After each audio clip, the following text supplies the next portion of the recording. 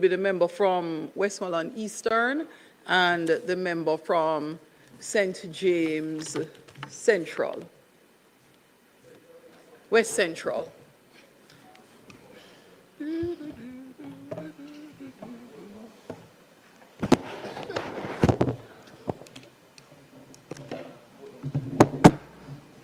Thank you, Madam Speaker. To amend the definition of milk in the Jamaica Dairy Development Board Act is not something that is controversial in and of itself.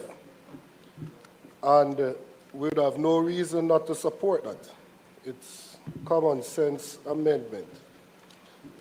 However, in thinking through the matter, one would ask, how will this improve milk production, milk output? And a further examination of the data and coming to an answer for that question shows that Jamaica dairy sector operates at a significantly lower productivity level compared to global leaders. In Jamaica, approximately 7 to 8 liters of milk are produced per cow per day. And internationally, the top producers, Israel is 43 liters per day, US is 38 liters per day, Ireland is 30 plus, and Canada is 29 liters per day, which means that they are 4 to 6 times more productive than we are in Jamaica. And goats really only represent about 2% of the global milk supply, with about 2 to 3 liters per day. So we need to pursue a dual-track dairy strategy. One, where we modernize the cow-based dairy industry for higher yield and import substitution, and two, to scale growth production as a smallholder-friendly subsector that is more climate resilient. Madam Speaker, there are problems that Jamaica faces. One, we have low domestic milk production relative to the demand. We have high dependence on imported dairy products. We have vulnerability of livestock systems to climate variability, and we have underdeveloped value chains for both goat and cow milk. Therefore, productivity improvement have to be more transformative rather than incremental. What are the drivers that we would say that is causing our production to be that low? First among them is climate. The increase in the temperature in a tropical country leads to heat stress and decreased milk yields. And the seasonal drought make it inconsistent for food availability. Two, genetic limitations. And this is probably something that it will require more intervention from government at a policy level to deal with genetics. In Jamaica, sorry, we have more adapted for survival than for production. And as of such, the different breeds can tolerate the heat, but they do not produce as much as breeds in other jurisdictions.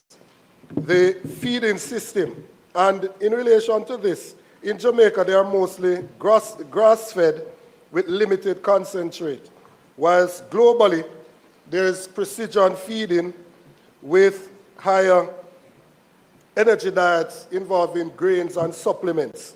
And then you have, Madam Speaker, farm structure and technology.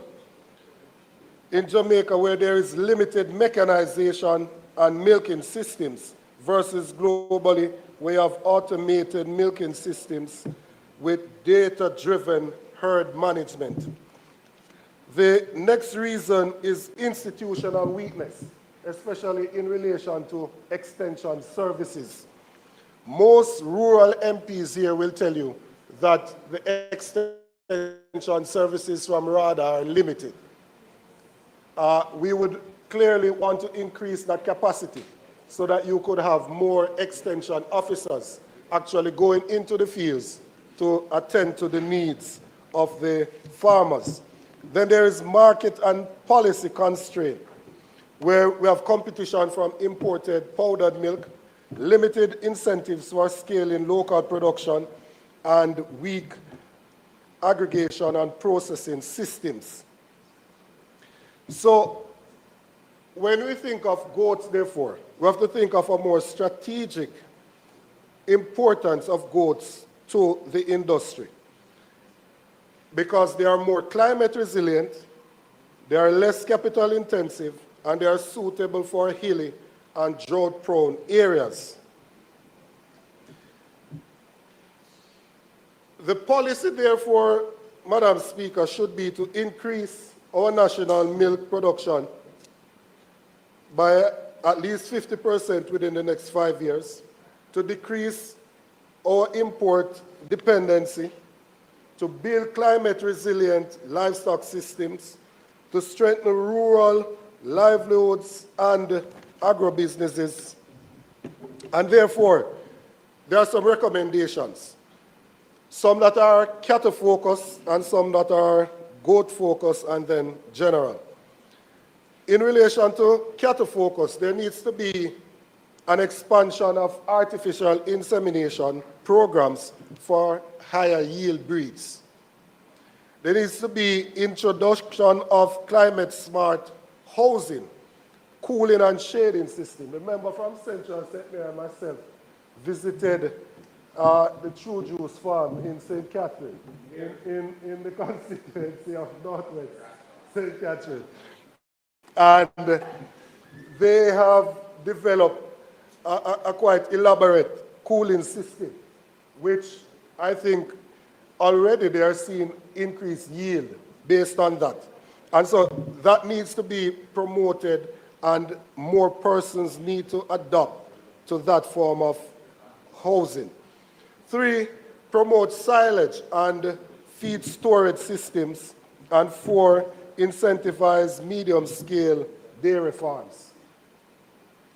In relation to the goat sector, there to be establishment of a national goat dairy program to support breeding programs for improved dairy goats, to develop goat milk processing facilities, to promote value-added products, whether it's cheese, yogurts, or cosmetics. Strengthening of the extension and training, as I mentioned earlier with the extension officers from RADA, and the training of farmers so that they can understand feed optimization, herd health management, and climate-smart agriculture. And financing, low-interest credit for dairy infrastructure, for cold storage and processing, and to encourage public-private partnership and the possibility of tax incentives for dairy investment. 5th, market and value chain development. You want to strengthen milk collection systems, to expand cold chain logistics, to promote Buy Jamaica Dairy campaign, and support the small businesses that operate within the sector. In conversations with one of the dairy producers, he explained to me that there are about 4 producers outside of the big corporations. There are about 4 in Clarendon and 2 in St. Elizabeth. And outside of that, there isn't much participation in the sector otherwise. So, Madam Speaker, to amend the definition, or Mr. Speaker, to amend the definition of milk so that by amending the Dairy Board Act is not an issue that is controversial, but there might be need for an act to address small ruminants by themselves, or a livestock development act. We saw today in the news where one of the major producers of patties is increasing the cost by about $20, I believe, the article said. Imported beef trimmings for the patty sector is at about 2.3 million kgs, and with the average carcass at about 350 kg, that is about 6,570 animals. And they feed them on a ratio of roughly 1 per acre. So you're talking about, if you were to satisfy that demand locally, you'd be putting 6,570 acres on the production. So Jamaica dairy sector sits at a critical transition point, while global dairy systems demonstrate what is possible with high investment and technology.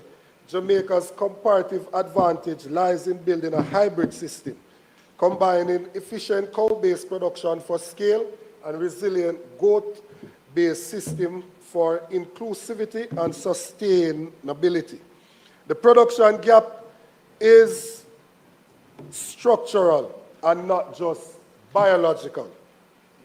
And therefore, closing the gap means improving genetics, better in the feeding systems, incorporating technology, and being climate sensitive, climate smart. A well-coordinated approach can transform dairy into a pillar of food security, rural development, and economic resilience. Thank you.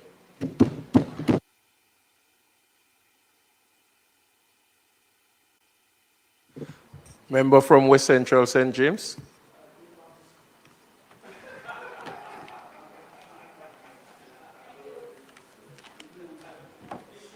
Next up is a bit.